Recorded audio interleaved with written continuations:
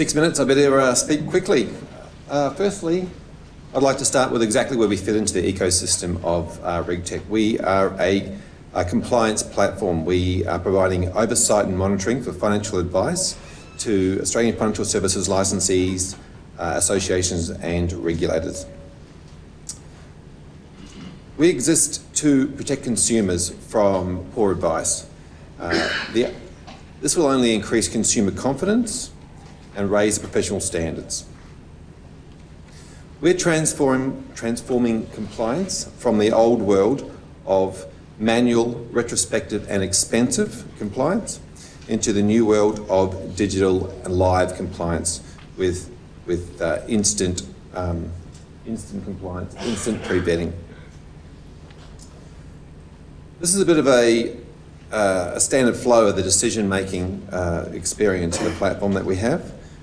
We have data that's getting turned into information, that's then turned into knowledge and then insights for better decisions. We do all the stuff in the blue box in the middle and collaborate with other companies that do the rest.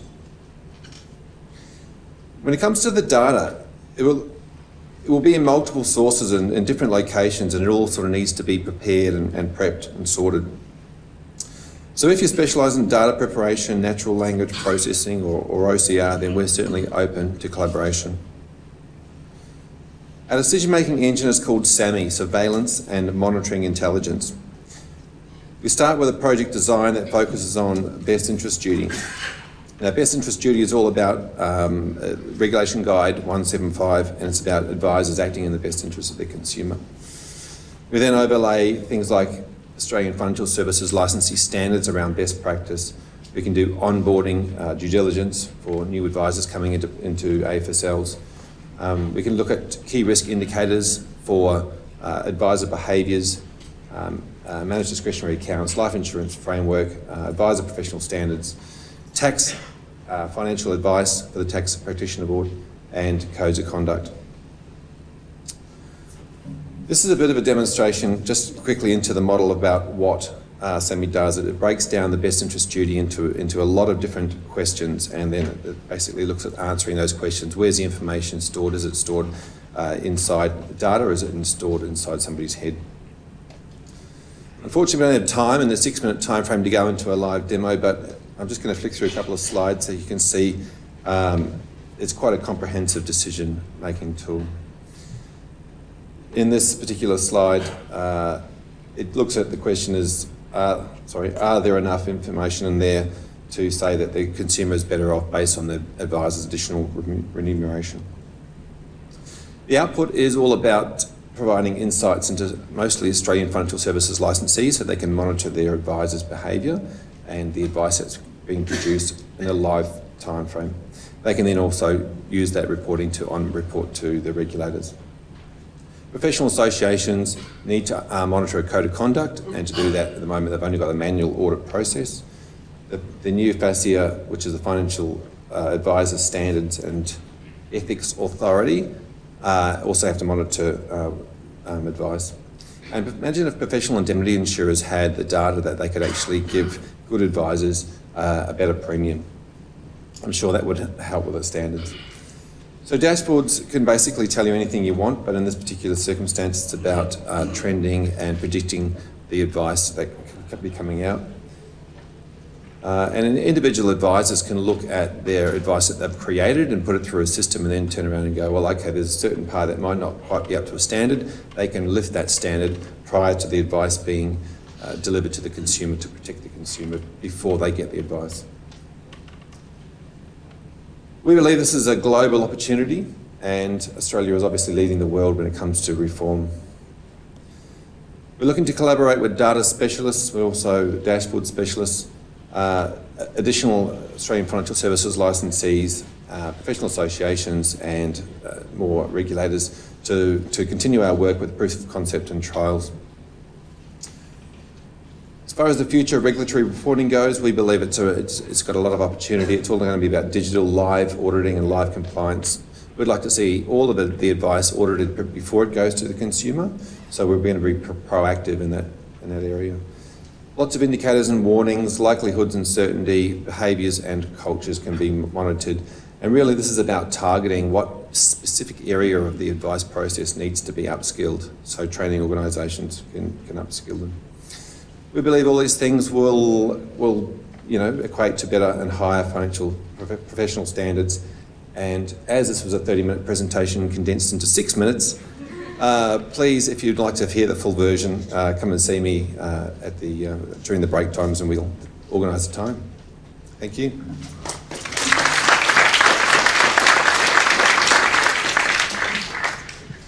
Thanks, Fraser. Actually, just under 6 minutes, so well done. So we'll now hear from Dr. Stephen Hardy from Data 61. Thanks, Steve. Thanks for the extra 30 seconds, Fraser. So I'm going to talk about some really disruptive new technology that's coming that will address some of the issues that were raised in the sessions this morning around data sharing and security and confidentiality of data as that data has been shared. So this is a platform we're working on inside Data 61 at the moment, which for those of you that don't know is a data branch of the CSIRO. So the basic idea is around how you can collaborate over data analytics without actually exposing your data to each other. Now this sounds impossible, but as someone wise once said, encryption makes simple things impossible and impossible things simple. So this is the one of the latter. And essentially it's a method that when you combine a few different ingredients together, you can essentially work out answers to problems without seeing the input data. And that data can come from multiple different sources. Okay, so we've been working on this for about 4.5 years now at Data 61. It's becoming very hot in the scientific and industry. There's a bunch of startups in the US and in Europe at the moment in this space. So you'll hear more about this technology. And I'll describe what it is briefly. So there are 3 parts. The first one is don't put all your data in one place. Right? That's the first thing. You keep the data where it starts, right? And that's how you keep the data under control of the organisations where it's come from and keep it hidden from those who would otherwise see it. So that's the first part, distributed computing, very big. The second part is something called homomorphic encryption. This is a somewhat complicated topic, but it's simple in concept. What currently happens now is that when you have some data, it's encrypted, you decrypt the data, you do some analysis, and you get an answer. So break that. Stop thinking that way. You have encrypted data, you do your analysis, and you only decrypt the answer. Right? You keep your analytics going only when the data is encrypted.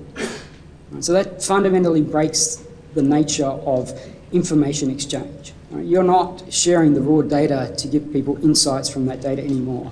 So this, I think, is really going to be a profound change in information economics. I have to say, Google, Amazon, Facebook, all the large internet players are very heavily into this right now in terms of their development strategies. And it really could change the game. Now, the third ingredient of our platform is a little more subtle, and that is that when you're matching up organisations or people, you often have to share the personal information about those people or the sensitive information about those organisations to do that matching. So you need a solution that allows you to match up customers and organisations without exposing that information. So the combination of those 3 things gives you a way of bringing together data about people and organisations to get some insights out without actually doing the bringing together part, right? The data remains separate and it remains private. So how could this work? Well, we've been working, we're focusing largely in the data exchange, data marketplace area, but the Regtech example I wanted to give you is in a proof of concept we're doing with Austrac at the moment. This is not using real data just yet, but we're hoping to get there. And that is around generating a system for for identifying suspicious matter reports that can't be identified at the moment. And the basic use case is this. You have cash transactions going on in one account, you have an internal transfer within Australia to another account, and then you have an overseas transaction. That may or may not be suspicious. But the key thing there is it involves information about a source account and a destination account that might be in different financial organisations. And those organisations don't necessarily want to centralise all of their data into one place so that you can detect this behaviour. So what we're doing with AUSTRAC at the moment is a proof of concept to demonstrate that we can build a machine learning system that can rank transactions according to their suspiciousness based on historical data that AUSTRAC holds, that then could give a cause for doing deeper analysis where you could actually ask for, give me access to the raw data so you can do more analysis and an investigator can make a more informed decision. So this is around automating that initial ranking of how suspicious something might be and bring up some interesting transactions. So I also have gone faster than my 6 minutes, so I'll pass on to the next one. But hopefully you can see the potential of this sort of technology in keeping data confidential and yet still getting analytic insights from it. Thank you.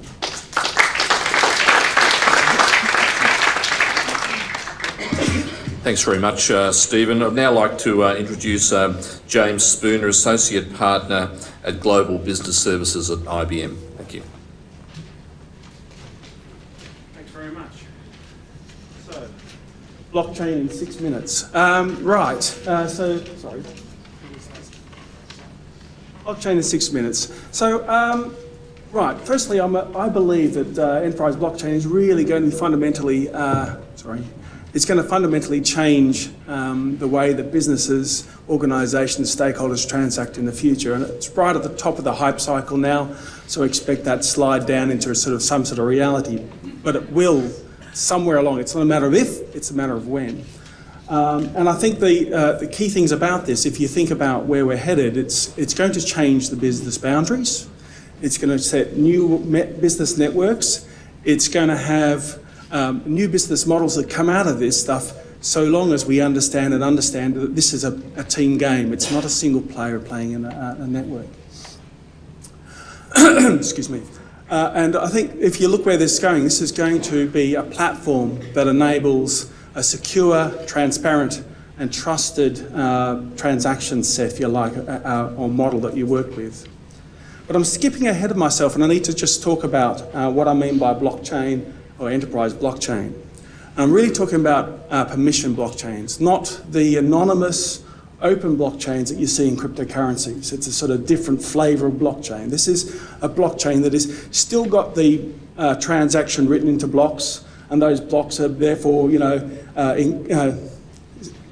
cryptographically linked to the previous blocks. That gives you strength of transaction, it gives you the security, and it gives you a tamper-proof basis.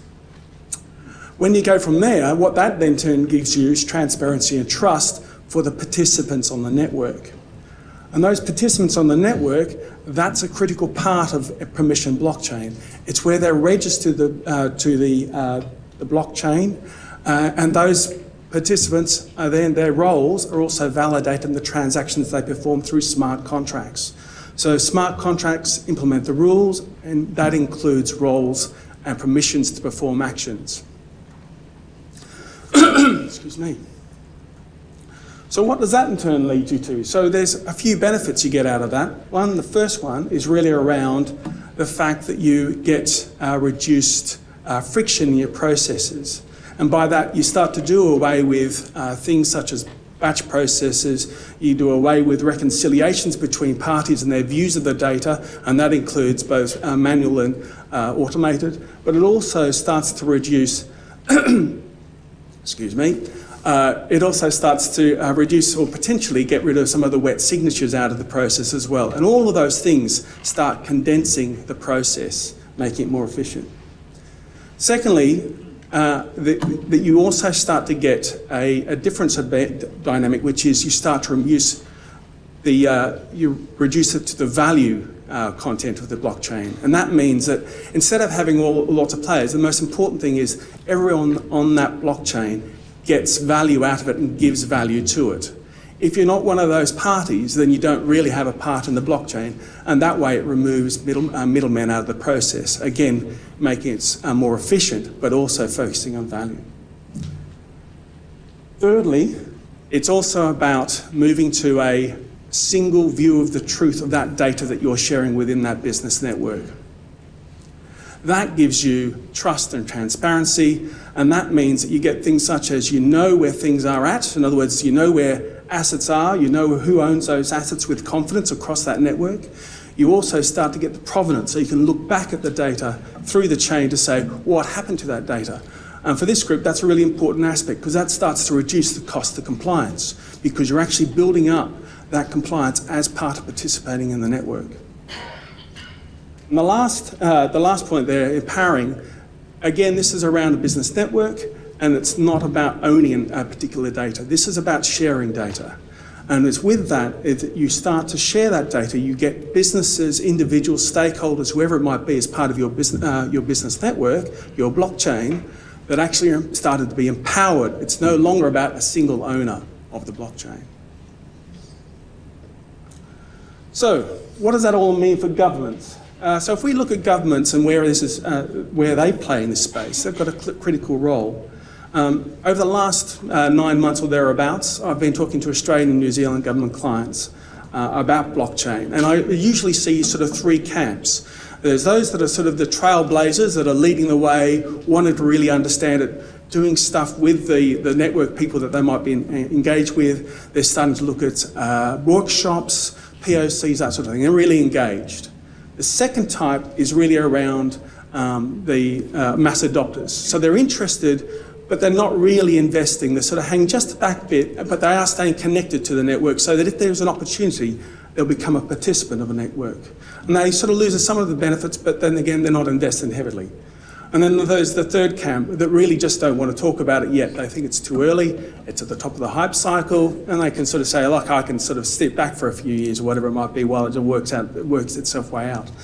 And with those, I guess the real worry with those people is they may not get the say in the governance, they may not get the say in the rules that are applied in the blockchain, and they just may miss the opportunity when they really should be involved in facilitating it.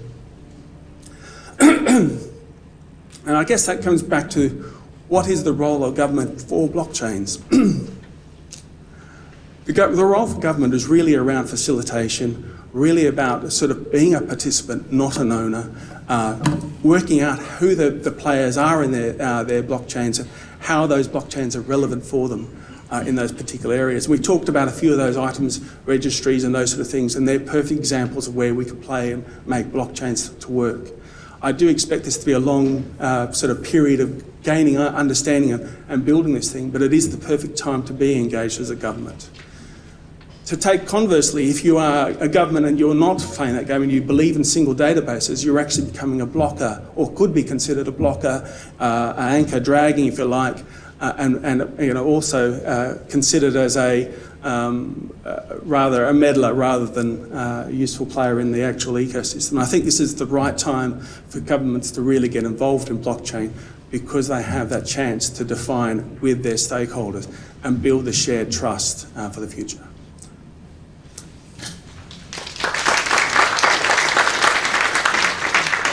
Thanks, James. That was quite a challenge, blockchain in around 6 minutes, so well done on that. Thanks, James. And we're going to move on now to Harold Lucero, Group Executive Chairman at Luxan for Lumen. Thank you.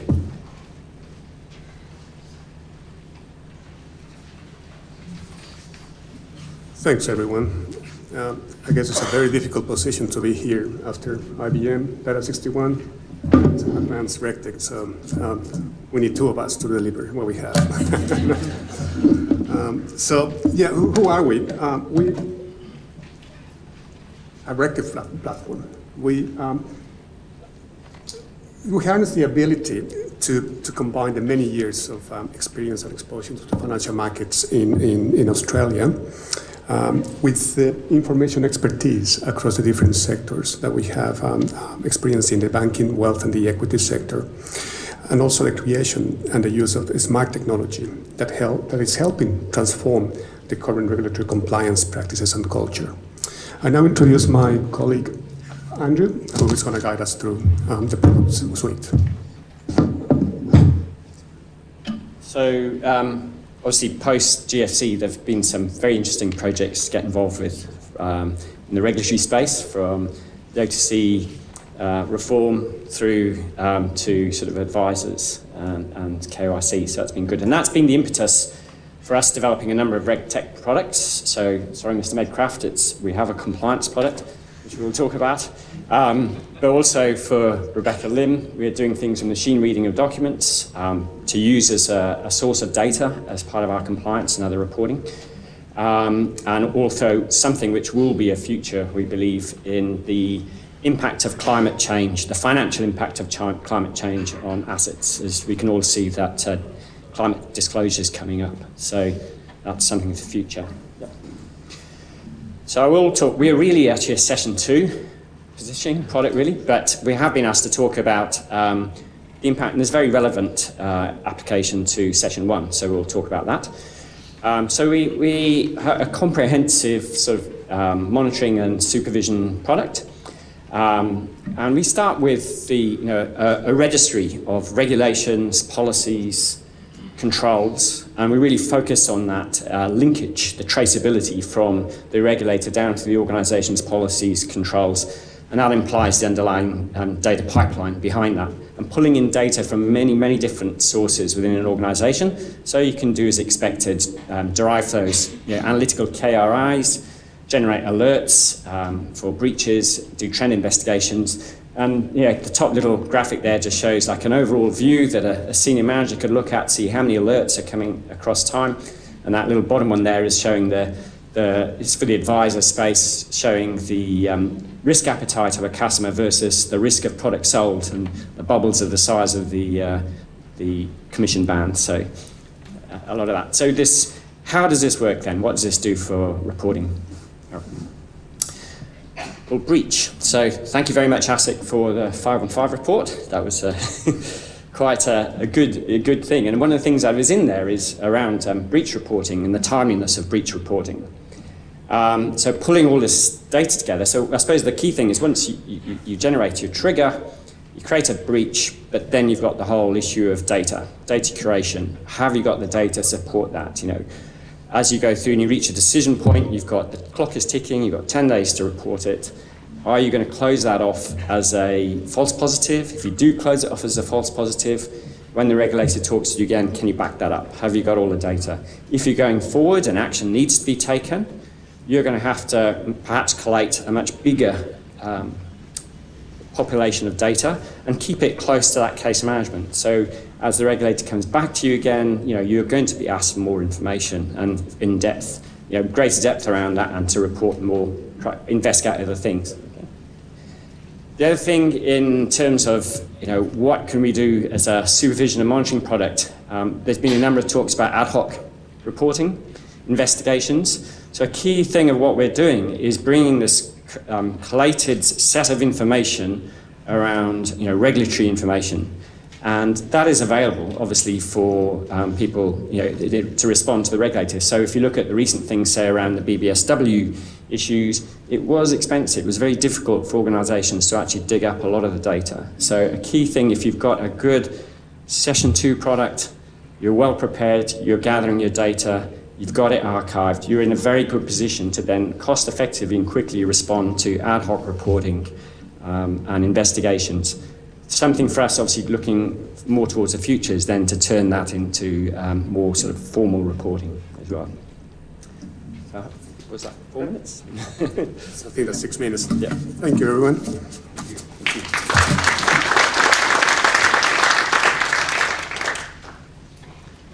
Well, thank you very much for that once again. Okay. That's all right. Okay.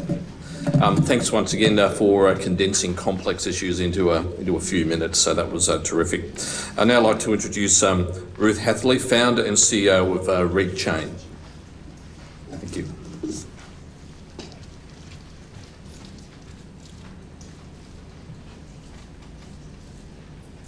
I didn't follow the rules on riding a horse recently, so this was broken toes as a result, and I'm glad our regulators are a lot less stringent in terms of their punishment. So I'm here today to talk about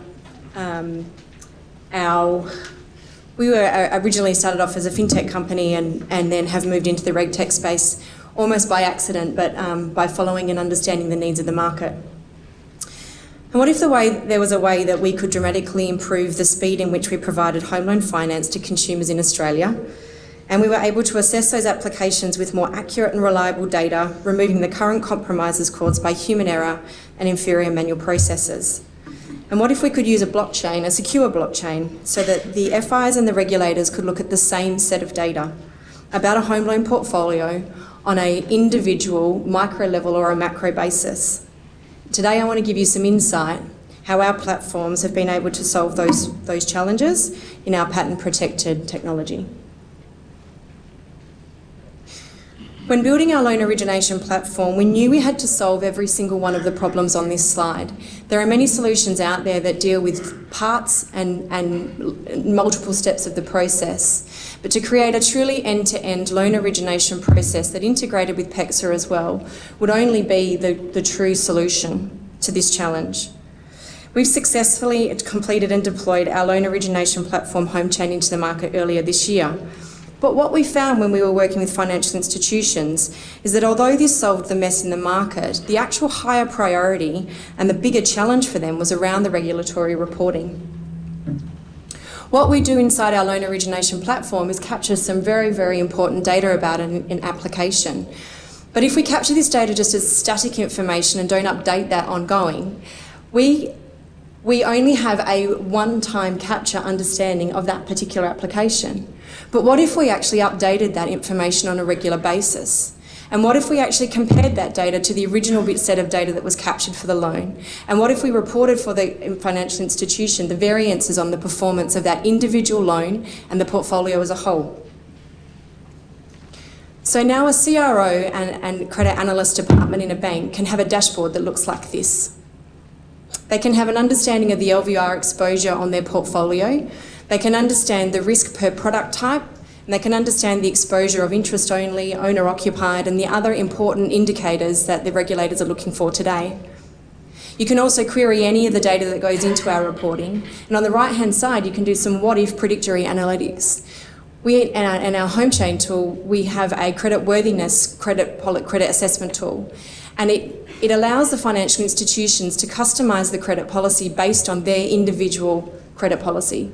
So it isn't our credit assessment tool, it belongs to the institution on a policy that's already been agreed to and approved by APRA and ASIC. What if you decided that you weren't going to lend in a particular postcode region anymore because it was going to expose you to too much risk? What if you decided that your maximum age for a borrower is going to be reduced from 65 to 55? How would that impact your portfolio? You can do all of those predictory analytics sitting inside of our tool. Another thing that we're working on inside of that with a particular institution is around the producing specific reports based on APRA and ASIC's requirements. So one of the reports that we're replicating is being able to overnight compile a quarterly report that APRA require on 92 fields of data, and actually then exposing that report directly through to APRA instead of having to send it in the different formats, the challenges that we had this morning. We think that would be a really, really powerful tool, because all of a sudden, one of the comments that was made this morning is we're unsure of what data we want. From time to time, that request might change. What if you're actually looking at the same repository of data and you decided that you just wanted to pull bits and pieces at a different time? When we work with institutions, we encourage people to work, I'll just go through this really quickly because I've only got 6 minutes. We encourage people to work on a light touch, side-by-side, limited scope pilot.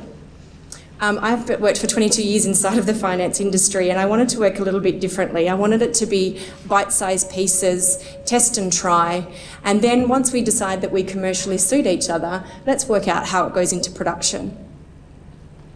I invite the regulators to be a part of our development from the very beginning. We've also worked in collaborative projects inside of the KPMG MLADS program, and every one of our platforms has had direct financial services input in terms of what would be good for them as a proof of concept or key factors of success.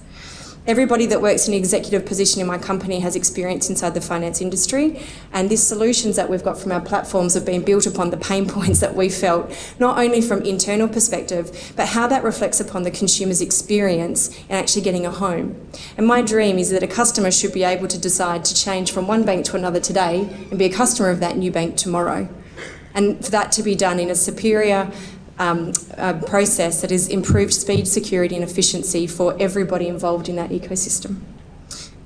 And that's the end of my presentation.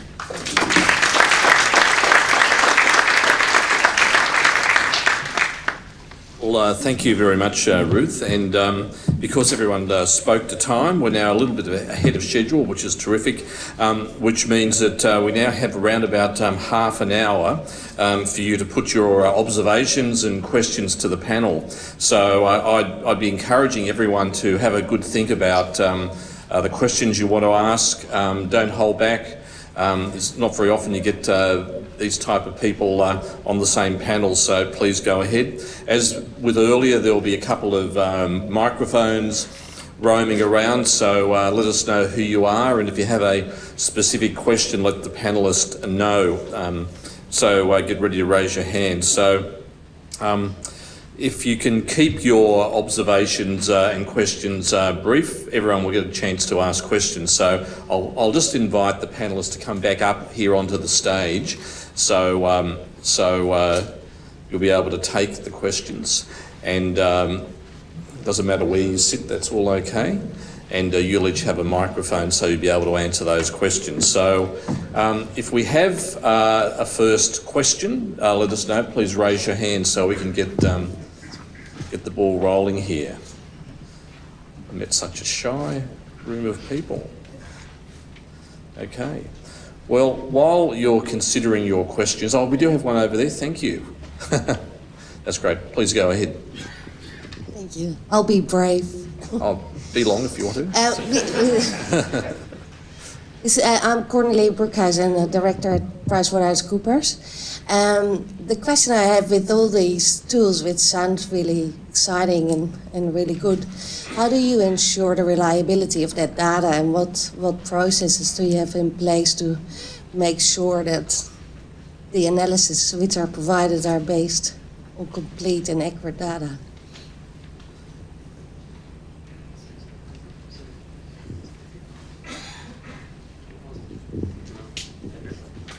Hello. Yeah. I guess the key here is working with the client. We have to embed themselves into their thinking and share with them the security values that they have for the data. In working with them, in helping them, in coaching them, we are able to put together a solution for the client, and that solution can also serve the wider audience. So there are good new ideas coming out of Data 61 and perhaps blockchain down the track, where we're going to have a different type of validation, but there'll be problems as well still in the security, because I think blockchain to some extent has some faults, but we'll have to get to that point. In the meantime, we're learning, and we have a great platform technology that is now coming out in the Regtech space that we can use, and then collaboration from the industry and regulators is key to this to move forward. Okay, we have another question. How has the cloud changed, and how secure is the cloud? Okay, so cloud in Australia has changed recently. We've just got a few different cloud providers who are now IRAP certified, which is a particular government standard that means you can go up to protected level. So the security of cloud in Australia has jumped up, so that's good. My principle around not bringing data together is more around just basic number of attack surfaces and the size of the honeypot that any given data source represents. If you have very broad data, so we do a lot of work with other parts of the Australian government, particularly as a result of the Productivity Commission report that a lot of people have mentioned around how to bring data together safely. But the broader the data that you have about an individual or an organisation in one place, the larger the impact of a breach is. So there's always going to be a trade-off between convenience and security and risk, and you can take a risk management approach, and when you do that you have to weigh those off very carefully. So I don't have a specific answer, but it is really about understanding what the upsides and the downsides are and weighing them off for that particular application that you're using.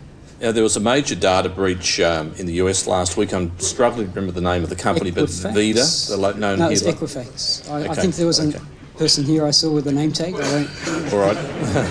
Okay, so perhaps what lessons can we learn? I mean, everyone would have been watching this, Yeah. looking at the amount of personal information that's out there. How did that happen, and what are they learning from it? So that is a difficult question about, I don't know the answer to that currently. I could envisage a future where credit decisioning is made based on information held by banks directly and not by third-party providers. Sorry, Equifax and others that do that. But I mean, banks have source information, other organisations have source information that reflects very closely on people's creditworthiness.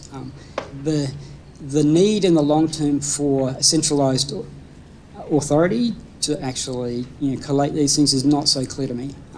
Certainly if you look, this may seem very trivial, but I'll give an example.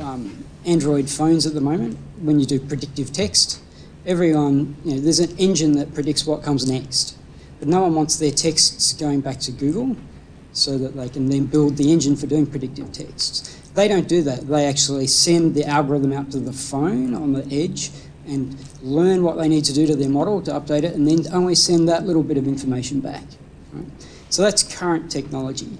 Now, that's going out to billions of phones. Surely we can send this sort of algorithms out to 20 or 40 financial institutions across a country and get the same sort of benefits without the additional risk of centralising everything. But that's my hobby horse, so I'll get off it. So we have a question. Questions out here? Okay, yes, you go right ahead, Mark. Thank you. My question is, all of you talked about great use of technologies and possible solutions. Are you able to observe on your interrelationship with firms, the story about how you knock on their door, how the firm responds, identifying that problem, the next step, just some story about that, including where might you think could be a good role for a regulator in that picture? Can I please take this one? My fintech journey is 2 years long. I've spoken to over 30 financial institutions during my time. Some of those conversations have been very collaborative and two-way, and some of them have been not. The challenge that we have is that there is, and I think I look at you, Matt, and the previous Regtech forum that we had, and we talked about there is a lot of talk that happens around innovation, engaging with fintechs or Regtechs or whatever tech company you want to call us. There is a big leap between talking and doing. And what happens is financial institutions will say, that sounds really great, and I bet all of you are nodding along a lot of these solutions here, and they're impressive.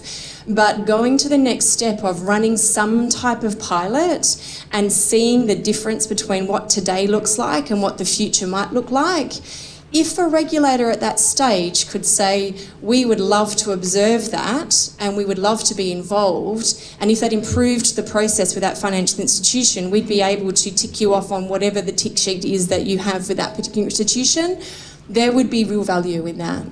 But the step before that is many of the institutions have got large innovation budgets. Start using them for practical applications of where we can use cases of technology to change the future of how you do things, as opposed to smartware, which is exciting, and no offences to smartware, but they change the environment for the future instead of cool innovation. It's my opinion. James, you've got something to say about that? Yeah, I would agree with... Microphone. I'd also agree with that, but I think just looking in the context of blockchain, which is one of those really interesting ones where I can tell you all about the technology, I can do POCs with a particular organisation, but the really hard stuff is the business network. It's the entrepreneurship that actually says, here's a minimal viable network of 3 or 4 organisations to start to seed that discussion. And depending on the organisations you're dealing with, and we've had globally some organisations that are very frontal about it. Dubai, as an example, as a government, are right out there as far as blockchain goes. So depending on the aggressiveness, if you like, to take up the technology, breeds the right sort of discussions. But it is about choosing those sort of things that are real and dear to you, and saying who would be the minimal viable network to start that, and maybe do the POC or the learnings you do for yourself, but very quickly do a POC with that minimal viable group. We were speaking about culture in the previous session, and Ruth, I was just going to ask you that when you're dealing with companies, clients, potential clients, do you often find the case that they might just want to use your services to check a box, or are they really understanding about what they need to do and why they need to do it, and how they really have to live that if they're going to be successful? I've not had the experience that people are using our services to tick a box, but what I have had the experience is that there are different cultural engagements in terms of understanding that not to predict the future based on the past.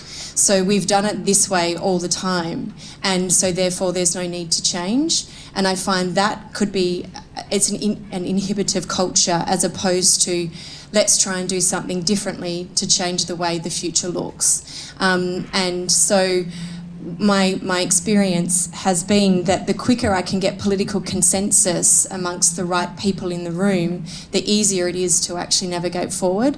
And it is interesting and quite fortunate for us that risk and compliance is topical at the moment. So to get a risk person in the room and to get them to understand the benefits of what we've got has been advantageous. But the other thing I was just going to say about that point and the point before is the willingness of banks to have open banking, open data and collaborative projects as a group would be really, really helpful in terms of the growth path and the pace at which we can innovate. And again, that may be something that the regulators could moderate without having an opinion about, but it would enable a room and a collective group to agree upon we talked before about common definitions and a common data set, and perhaps if we were able to moderate some groups and get consensus around how can we regulate the industry together, that may also be helpful. And Ruth, you were saying that you don't always necessarily have helpful conversations with financial institutions.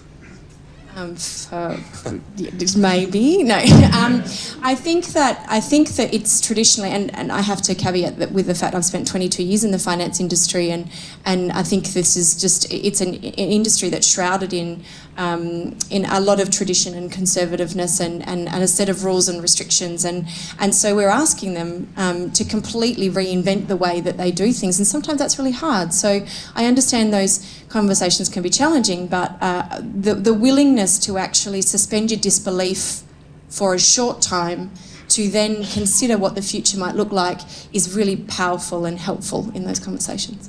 Fraser, I was just looking at your presentation, and I was really wondering through the use of the analytics, do you actually see that staff within the firms that you deal with as clients, that they actually are able to look at this and really chart the way that they're operating, whether or not they're properly complying? Are you seeing that sort of cultural change within organisations by using this technology? Well,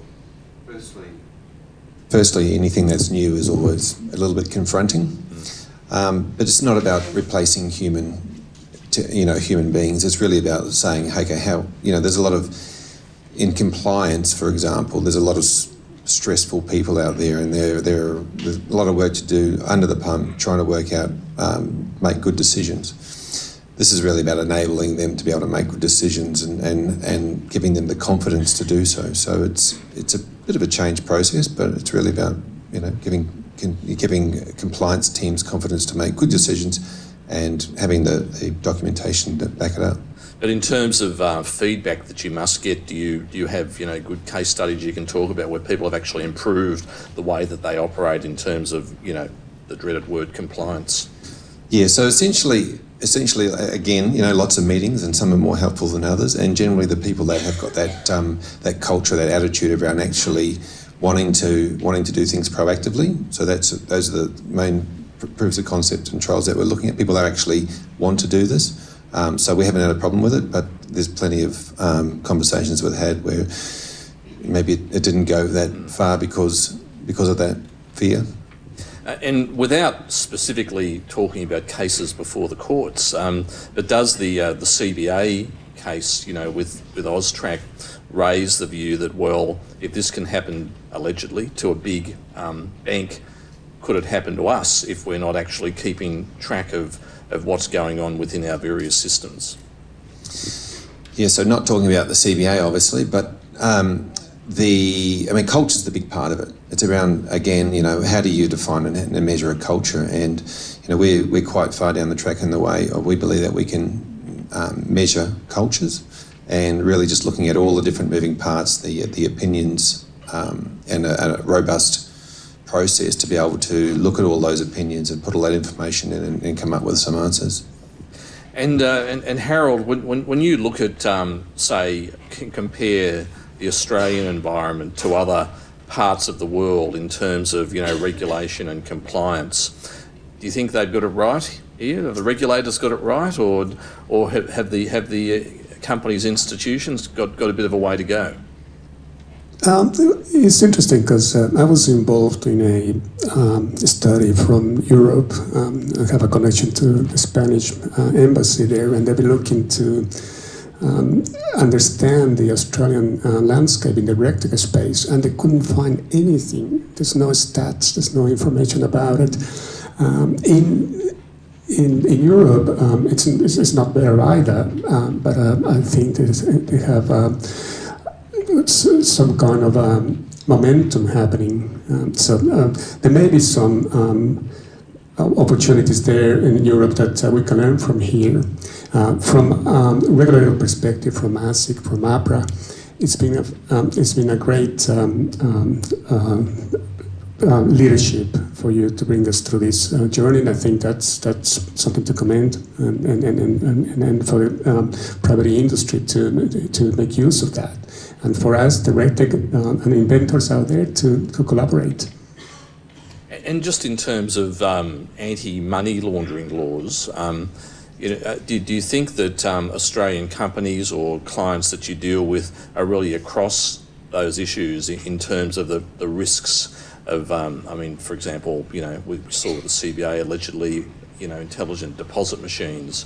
But do you think that in general, even though there's been tougher anti-money laundering laws and terror financing laws gradually introduced since the terror attacks in 2001, are they actually making a difference? Because it's once again, it's a matter of staying ahead of people who want to exploit loopholes.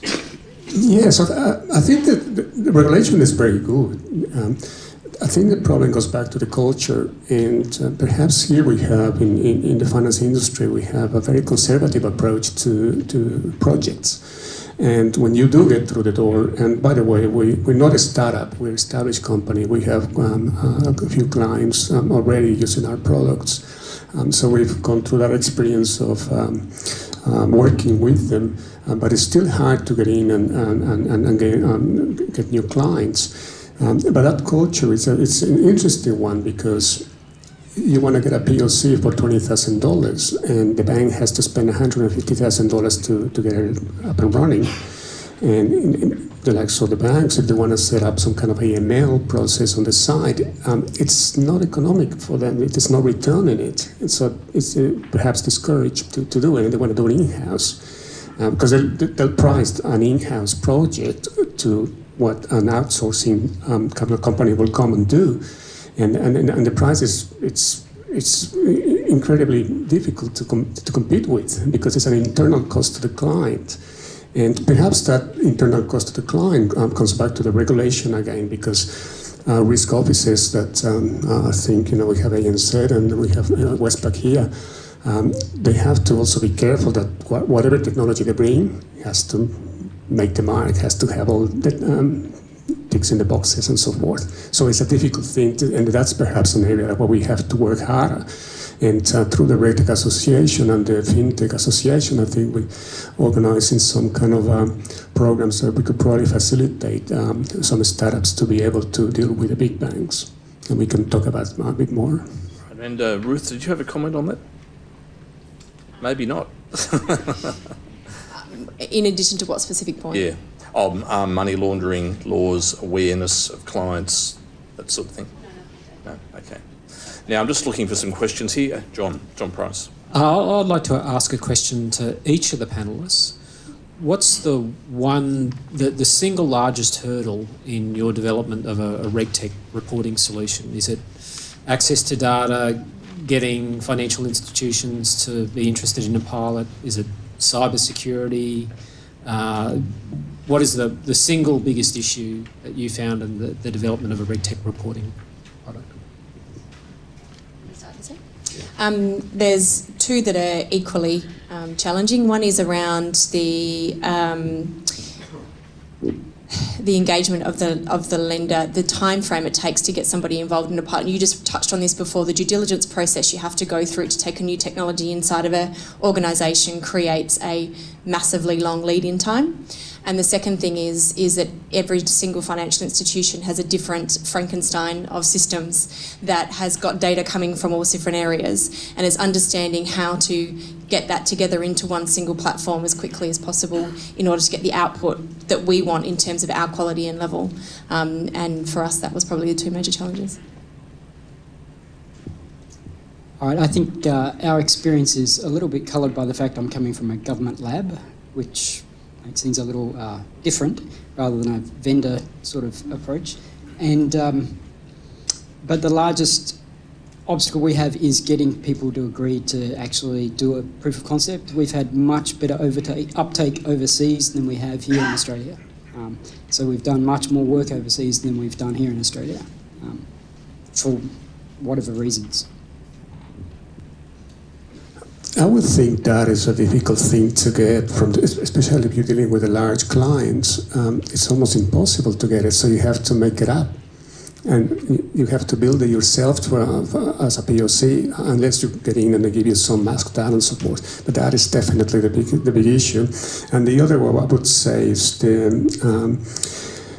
willingness to collaborate and open up their resources and systems for us to come in and do some work. And if we do some kind of work a lot closely and more integrated, it's just going to benefit the industry.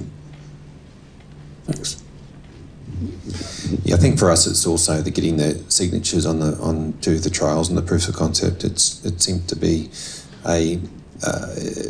we all want the same thing. It's just a matter of how quickly can we get stuff done, and sometimes things take way longer than they need to.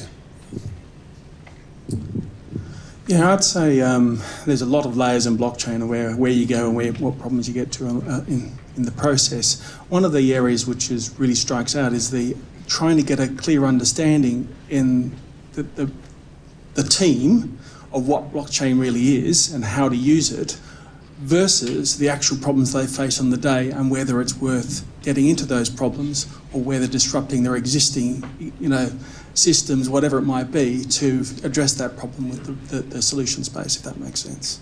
That's quite a challenge. James, I was just going to ask you while you're there, in terms of blockchain, just how is that going to change the way that business is done and the way that consumers will benefit from it, say if you're looking out over the next 5 years?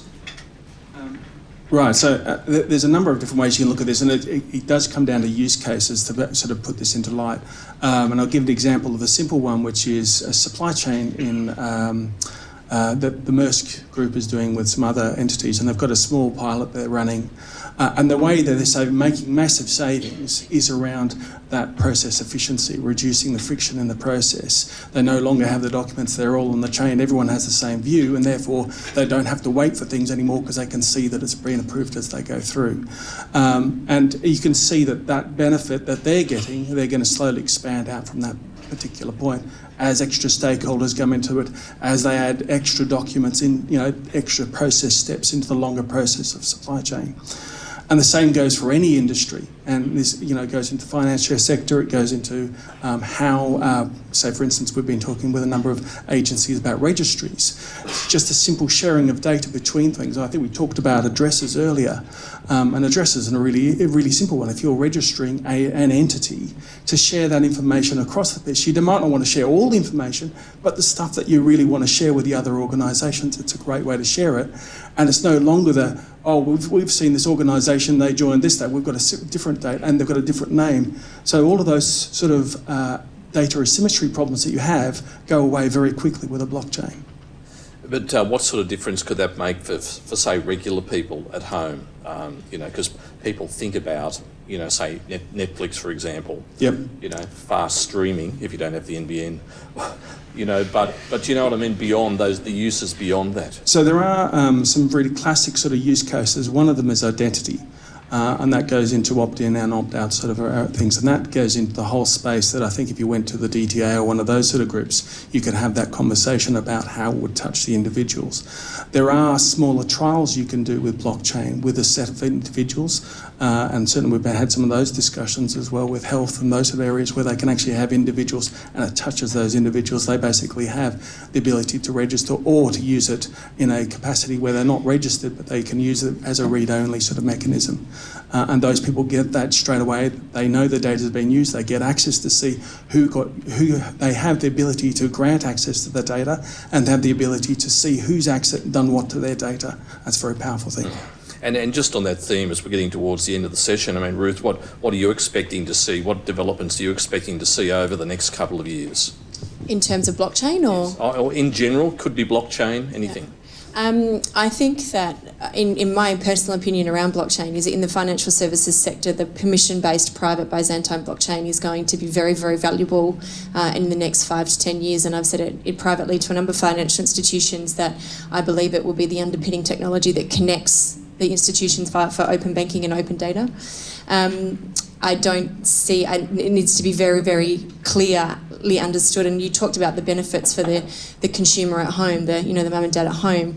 At the moment, mum and dad at home think that Bitcoin is blockchain. And so there's a huge lesson here in terms of spectrum of where do we move along there so that people feel safe that their ID could go onto blockchain, because is it going to be breached like over in Hong Kong and $14 million worth of cryptocurrency going to go and is 148 ID things. So there's a huge education piece that needs to happen specifically around blockchain. But that aside, I definitely believe the private permission-based Byzantine is got a place very much inside of our sector to improve the way that we communicate and share data as a whole. And Stephen, final crystal ball gazing from you?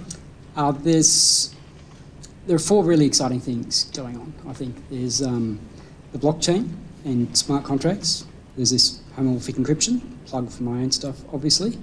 There's these things called zero knowledge proof, which lets you say, I know that this is true, but I don't have to tell you the information that shows that I know that it's true. And then there's finally regulation as code. Now, somehow the combination of those things are going to revolutionise all of regulation. Right? I don't know what that looks like, but someone's going to build a platform that is going to span the globe, and I don't see why it shouldn't be someone in Australia. Harold? I would say that is going to be the new oil. And I think someone mentioned about the fact that we are entering this new era, and I call it the information age, I guess. And anyone who has the power and the platforms and the technology to make that work and convert that data, because that is just the data, if you don't do anything with it, into information, I think will have an interesting business model. Fraser? So just in our area, which is financial advice, really it's about transparency, turning the scenario that consumers can receive advice currently based on trust to receiving advice based on truth. So the consumers can be more trustworthy of all the financial advisors out there, no matter who they work for. That's where we believe we're heading. And James? I think I've covered most of the things I was going to say, but I think from my perspective, I do think that blockchain is going to be a when and not an if. And it may be one of those things where it is one of those super applications that just takes off. Stephen, I think, pointed out that time is somewhere around, and when it does join up those technologies, it'll be fantastic. People will be using it or benefiting from it and not even know it's there and accept it. Correct. Definitely could happen, yep. Now, just before we wrap up, we do have an opportunity for anyone who has any questions at all before we finish up this particular session. Okay, looks like we're pretty clear from there, so unless we do over there, yes. Hi, I'm Alexander. I'm founder of Audamus Risk. Just a quick question for Ruth and the rest of you regarding the smart contract. There's a lot of talk about the smart contract, and there are a lot of companies claiming to have completed some transactions. Like R3, for instance, has been around for nearly 3 years. It's a consortium of 72 banks, and they haven't closed a single transaction. While there's some private entities in the US that are very successful with clearing transactions. So, specific question, Ruud, your technology, are you using outsourced or is it in-house built smart contracts? Because it obviously needs to be proven. The caveat I have to say is I'm not the Chief Technology Officer of our platform, but what I will say is we are partnered with a Australian-based blockchain technology company to collaborate on this project with IceBlock, and John Moss is over there, he's the CEO. Right. We had a bespoke blockchain built for us by them because what is available in the market today we didn't feel was totally usable for the industry that we were delivering the solution to. And if you talk about the R3 consortium, and again, I have to caveat I'm not technologically based, but they are experimenting with specific types of blockchain that I'm not sure deliver the superior solution that we need inside of our sector. Yeah, I agree. That's what I wanted to ask. Okay, thank you. Appreciate it. Okay, well, if we don't have any further questions, we'll just thank our speakers for your time today. Jack, Stephen Hardy, James Spooner, Harold Lucero and Ruth Hatley, thank you very much for your time.